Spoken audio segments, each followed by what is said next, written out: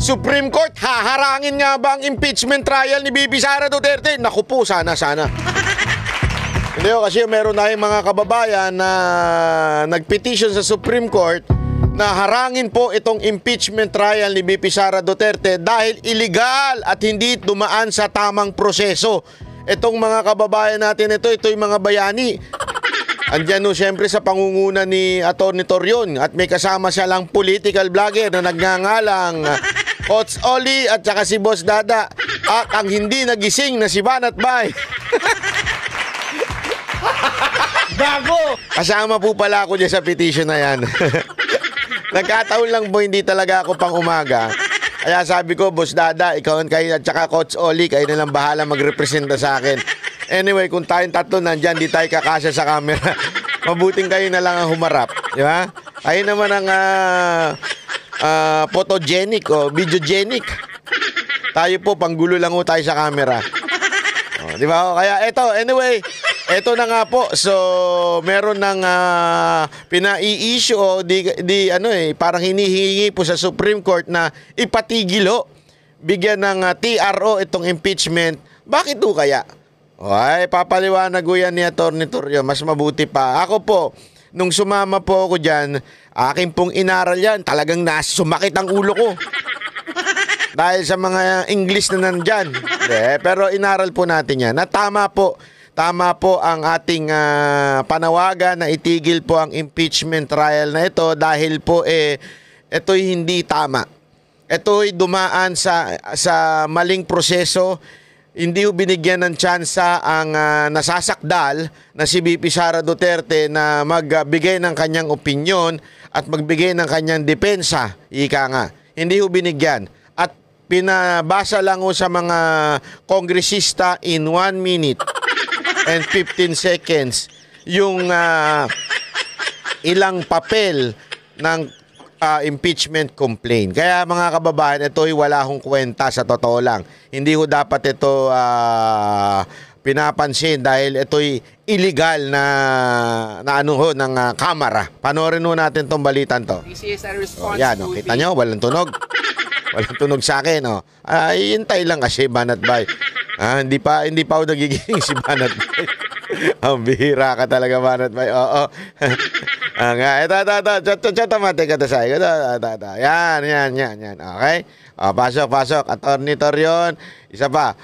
Take 1, take 2, take 3. This is a response to the clamor of the people that we should file a petition for certiorari prohibition with... Ay, kita nyo? Hindi na nga nagkakasya si Boss Dada sa likod eh. Isasama nyo pa ako. Saan nyo kilalagay dyan? Hindi. Naisip ko lang. Hindi, pero nagpapasalamat po ako at nabigyan tayo ng oportunidad na tayo po ay nakasign din po dyan. Sumumpa din po tayo dyan. Hindi lang tayo asama sa mga interview. Okay lang yan. Hindi naman nagkakasya si Boss Dada eh. For preliminary injunction and TRO against the Ayun, nagkasya na. impeachment complaint filed against the Vice President.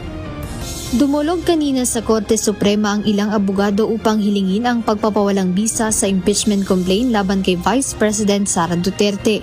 Ang nasabing petisyon ay mula sa ilang Mindanaoan lawyers na kilala rin bilang mga kaalyado at taga-suporta ng pamilya Duterte sa pangunguna ni Atty. Israelito Torion, Atty. Martin Delgra at Atty. Luna Acosta. Tingnan mo, hindi man lang binanggit na media yung dalawang political vlogger. Alam mo naman ng mga media, merong konting hindi ho sila minsan gusto ang mga vlogger kasi siyempre natatalo sila minsan pagdating sa impormasyon. Di ba, minsan mas maraming pa nanonood sa vlogger kaysa sa kanila, kaya hindi na nila binabanggit. Ayon kay Atty. Israelito Torion na kilala ring legal counsel ni Apollo Kibuloy, hiling nila na mag-issue ng Temporary Restraining Order o TRO ang Korte Suprema na layong ipaisantabi at pawalan. Pero okay lang yan, okay lang. Hindi man tayo nagtatampo sa UNTV. UNTV isa sa pinakapatas pagdating sa pagbabalita. UNTV, Net25, at syempre walang iba kundi ang SMNI. Pero ang UNTV at saka ang Net25 yan ay mga nananatiling hindi bias sa tingin ko bisa ang impeachment complaint laban kay VP Duterte. Aniya naniniwala sila na mayroong malaking kakulangan sa nasabing impeachment complaint. Paliwanag ni Atty. Torion, lumalabag ito sa ilang mahahalagang probisyon ng konstitusyon at walang sapat na batayan sa jurisdiksyon. Kaya dapat aniya itong ibasura at hindi ipagpatuloy ng Senado. It is a violation of pertinent constitutional provisions, and it is likewise jurisdictionally void, and the same should be dismissed and not entertained by the Senate of the Republic of the Philippines. That in essence is the foundation of our complaint. It is very defective because first, it did not consider the 3 priorly filed impeachment complaints. Yan. Paliwanag mo, ate. Masyado kasing, alam mo ito si Atty. Torion, pag nagsalita to, masyadong malalim ito eh. Nakikita ko nga sa kanyang lalaking Miriam Defensor Santiago. Ganun kalalim mo itong mamang to. Kaya ito, si ate, paliwanag ni ate kung ano ibig sabihin ni kuya. Ni Atty. Torion. Question din ng mga petitioner ang prosesong isinagawa ng Kamara sa impeachment ng pangalawang Pangulo. Paglilinaw ni Atty. Torion na may malaking depekto ang impeachment complaint. Bakit? Una, hindi nito kinonsidera ang 3 naunang impeachment complaints. Yan, importante yon. Kasi tandaan ninyo ito yung pang-4 na complaint. Yung unang 3 complaint na dapat tinugunan muna. Kasi sa ating batas, yun ang kailangan eh. Kailangan pag may nag-complain, ibigay mo na kaagad doon sa Speaker of the House. Dapat proseso na yon. Kaya nga pansinin ninyo, minsan ginagawa ng kalaban yan eh. Kunwari mag-i-issue ng impeachment na mahina, tapos pag yan po mahina at na-dismiss, another year bago pwede mag-file at entertainin yung pangalawang complaint o yung susunod na complaint. Ang nangyari ho dito, may unang 3 na dapat tinugunan muna ng Kamara bago sila pumunta doon sa pang-4. Dapat isa-isa yan eh. Ang problema, alam siguro nila na mahina itong 3. Kaya yung gumawa nung pang-4, ang alam ko, yung mga na mismo, yung mga lintik na mga congressman dyan, di ba? Etong 3, hindi nila pinansin. Yan yung sinasabing unang violation na kaya hindi dumaan sa tamang proseso ang ginawang impeachment complaint na pang-4. Kasi kung na-dismiss kunwari ito, pinarating sa speaker, tapos tinakil ng House, kung ma-dismiss ito, hindi na pwede dun sa another year na naman. Siguro nakita nila, hindi na nila diniscuss ito, hindi na nila dininig itong 3. Dumiretso na sila sa pang-4. Mali po yun. Yun yung sinasabi ni Atty. Torion at na mga nagpetition pa. Nilabag rin umano nito ang due process para sa pangalawang Pangulo at hindi nito sinunod ang itinakdang proseso ng verification ayon. Ito, yung pangalawa, hindi binigyan ng tsansa yung defendant na yung si Vice President Sara Duterte na magbigay. Kasi parang yan eh. Tandaan ninyo, yung impeachment trial is nakapattern din yan sa ating batas kung paano yung nangyayari, 'di ba? Sa piskal muna may rereklamo sa piskal, ito si ganito, ganyan. Papatawag ngayon yung isa. Oy, meron sa'yo nagrereklamo dito. Ano ang depensa mo sa kanyang reklamo? Bibigay ngayon siya ng depensa niya. Nakita na ng dalawang yung piskal yung titignan niya. Andali. Mukhang may probable cause to tuloy na natin sa korte. Papasya na ngayon sa korte. Ganun dapat ang proseso. Inaalam yung depensa ng kabila, yung inaakusahan. Dito, walang naganap na ganun. Hindi hiningi yung panig ni VP Sara Duterte. At idiniretso na lang, pinastrak. Yun yung pangalawa. Yung pangatlo, yung oras na kung kailan lang nila nalaman ng mga congressman yung complaint. Nakasulat dyan, sinabi dyan, it has to be verified complaint before going sa Senate. Ibig sabihin ng verify. Ibig sabihin, kailangan at least alam ng mga pumirma. At sinabi nilang, okay, sangayon kami dyan. O, tama yan. O, ito dapat pasa na yan. Impeach na yan. Yung pumirma doon, dapat may tsansang maaral at basahin yung impeachment complaint. Wala ho. Yung kinumpute nga ni Atty. Torion, sabi niya, nung nalaman nila yung impeachment complaint ng alas 10 ng umaga, tapos hindi pa pala nila alam, sometime after lunch, doon lang nalaman ng mga congressman yung impeachment complaint, yung pang-apat na impeachment complaint.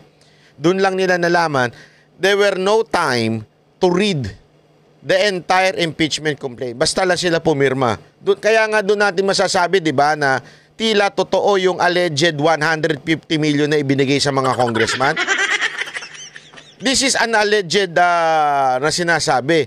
Pero even doon sa proseso, mukhang totoo yung 150 million. You know why? Hindi na nila binasa yung impeachment complaint, basta na lang nila pinirmahan. Don't tell me, tinutukan sila ng baril doon. O, pag di ka pumirma, yari ka. Hindi! Mga congressman ito eh. Alam naman natin mga congressman, mga buhaya yan eh. Pasa-pasa lang yan, o. Pagka pumirma ka, eto sa'yo. Diba? Parang gano'n ang nangyari. Ako, sabi ko nga sa inyo, it's an alleged ng mga tao, yung mga nagsasabi, yan ang kwento, 150 million na tinanggap ng bawat congressman na pumirma. Ngayon, may katotohanan ba yan? Tila sa ganitong prosesong nangyari, mukhang may ito katotohanan. Bakit kanyo? Wala nang verifikasyon na nangyari. Wala nang kayo. Hindi nyo na binasa, pinirmahan nyo na lang. O, dahil nga doon, yun yung sinasabi ni Atty. Torion at namin lahat, na ito po ay may problema. Hindi ho tama yun nangyari. Hindi ho verified yung ipinasang impeachment complaint o yung ipinasa sa Senado. Naintindihan ho natin, mga kababayan? Naunawa natin kung bakit amin pong hinihingi sa Supreme Court, sa kataas-taasang ating husgado, ay na i-dismiss ho ito. Patigilin, i-dismiss, ibalik sa Kamara, idaan sa tamang proseso. Yun lamang po eh. Yan ang hirap sa bayan natin eh. Sa bayan natin mga kababayan. Kahit ako na-experience ko yan eh. Sabi ko sa inyo, na-experience ko na merong nagdemanda sa akin na tarantadong putang inang gago. Hindi ko na lang sasabihin ko sino. Dahil malakas siya sa husgado, hindi na kami binigyan ng tsansa na sumagot. Idiniretso na kaagad ng piskal doon sa korte. Anong tawag mo doon? Di ba? Hindi mo pinadaan sa due process. Lahat po tayo bilang Pilipino, tayo po ay merong due process na dapat pagdadaanan pag tayo inakusa. Hindi po. Kaya nga nangyari, nagkakaproblema ngayon dahil nga hindi dumaan sa tamang proseso yung nagreklamo sa akin. No? Iyari siya ngayon, no? Di ba? Tarantado siya eh. Oh. Nakakarma na siya ngayon, kaya mag-alala. Hindi ko na sasabihin ko sino, marami naman ako demanda. Pero dahil nga doon, tumagilid tuloy yung reklamo. Dahil nga sinubukan nilang paspasin. Ugali talaga ng mga hindot yan eh. Yung paspasin yung mga ganyan. Yan yung sinasabi natin, mga kababayan, na wala namang problema. We are not against the impeachment. But rather, we are against the way nyo hindi dinaan sa tamang proseso. Everyone has due process. Even your enemies. Yan kayo, porket kaaway lang ninyo si VP Sara Duterte, di niya kayo dumadaan sa tamang paraan. O sa tamang alam nyo naman, kaya nga, sabi ko nga sa inyo, itong pinakamalalang house, itong nangyayari sa ating bayan ngayon. Itong mga House of Representative natin, ito na yung panahon na pinakamalala talaga. Lahat na lang, nasa kamay niya. Ito, bigyan ko kayo ng halimbawa. Kahapon po, nagkaroon ng hearing tungkol dun sa fake news. Tawan-tawa ako habang pinanonood ko eh. Yung mga tanong ng mga congressman, pangtanga lang. Sorry po pero papasensya nyo na. Yung mga tanong ninyo, hindi ko maintindihan. Bakit hindi, walang membership sa KBP?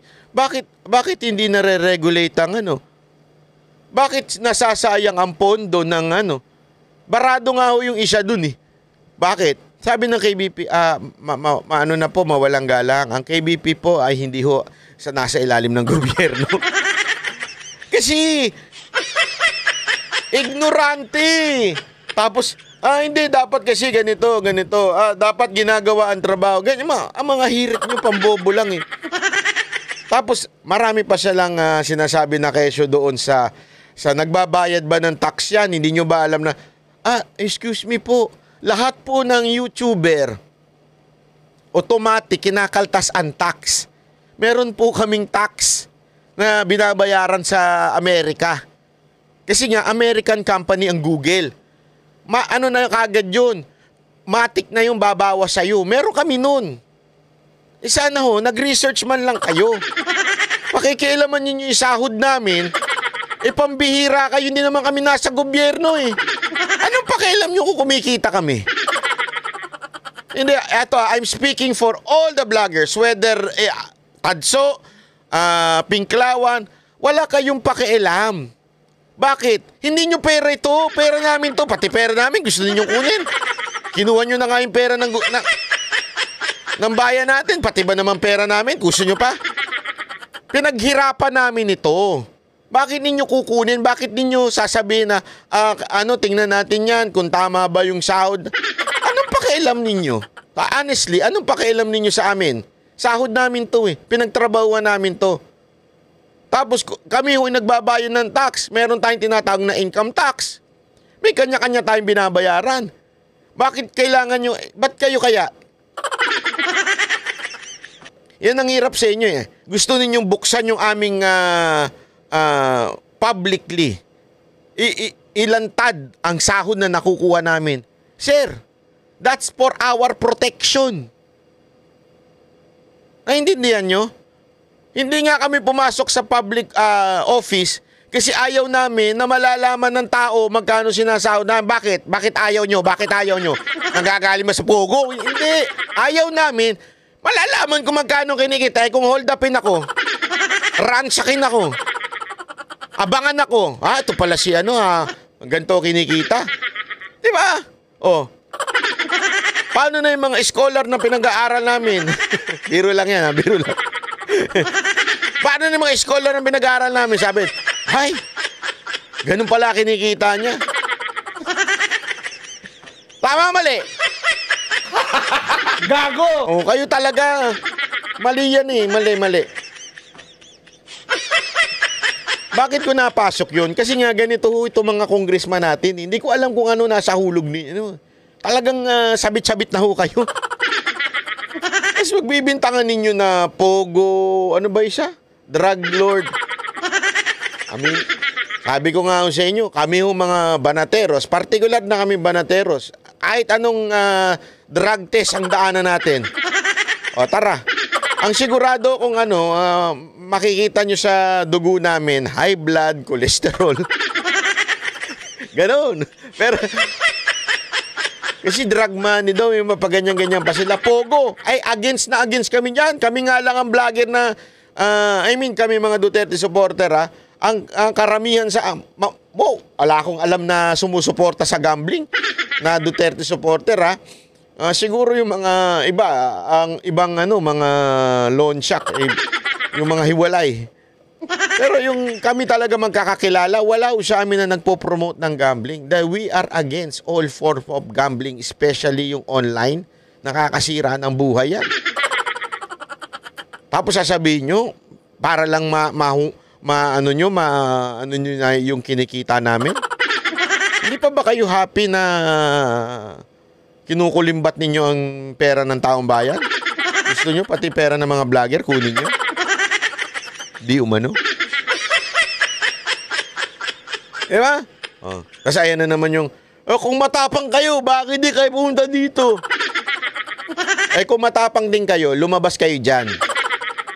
Mag-usap tayo in walang session, walang hearing. Mag-usap-usap tayo in a public place, sa harap ng luneta.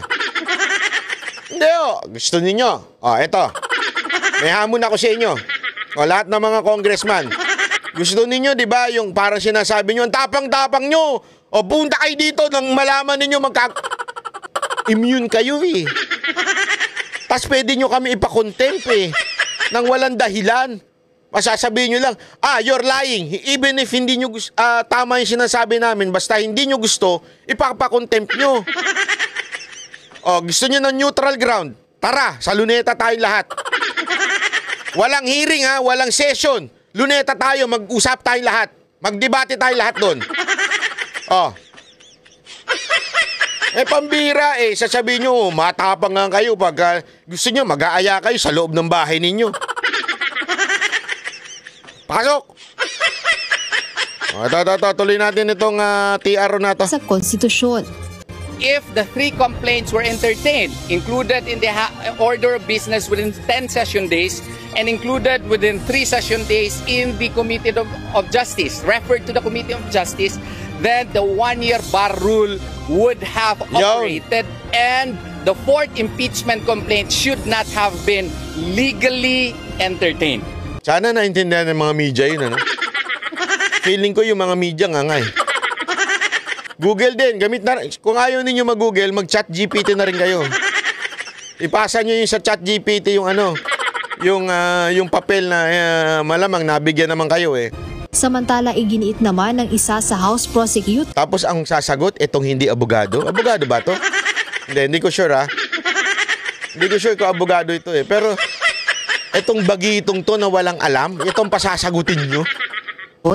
Na hindi depektibo ang itinransmit na reklamo sa Senado. Naniniwala po kami na kompleto po yung aming articles of impeachment, including the process in which it was transmitted to the Senate. Bakit nyo pala palaging pinasasagot to, no? Walang alam mo ito eh. Pagdating sa batas, wala akong alam ito. As far as we're concerned, it is well within the bounds of the law. Dagdag pa ng mambabatas na tuloy ang preparasyong ginagawa ng prosecution team kaugnay ng impeachment laban kay Vice President Sara Duterte.